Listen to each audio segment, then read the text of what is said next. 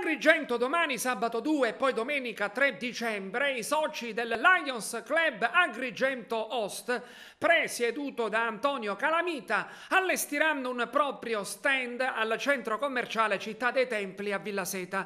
Durante le 2 giornate sarà possibile effettuare in cambio della cessione di oggetti delle offerte che serviranno per soddisfare alcune esigenze dei detenuti nel carcere di Contrada Petrusa ad Agrigento. Ascoltiamo in proposito lo stesso Antonio Calamita.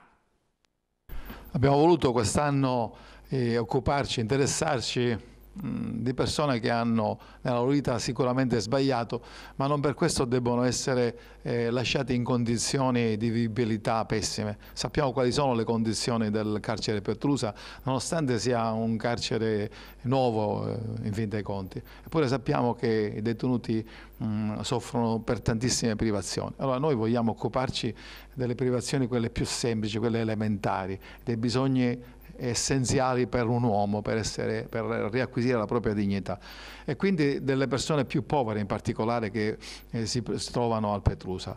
E quindi abbiamo pensato di fare un'opera di sensibilizzazione verso i cittadini, realizzando questi 2 giorni di attenzione. Cosa faremo? Abbiamo pregato i nostri soci di rinunciare al superfluo, mi permetto di dire, di alcuni oggetti che avevano a casa, oggetti di poco, medio e anche di alto valore, che hanno donato con tantissima disponibilità, ha avuto lo studio pienissimo di oggetti di vario tipo. Questi oggetti noi li porteremo al centro commerciale domani mattina, li esporremo in nostro stand, e gli agrigentini che si sono sempre mostrati generosi in tantissime occasioni e sicuramente lo faranno anche in questa, offriremo agli agrigentini questi oggetti che sono sicuramente apprezzabili e che saranno da loro, diciamo, acquistati in modo benevolo, faranno un'offerta per prenderli. Il ricavato di quello che faremo in questi 2 giorni, dove noi saremo presenti, tutti i soci saranno presenti lì proprio per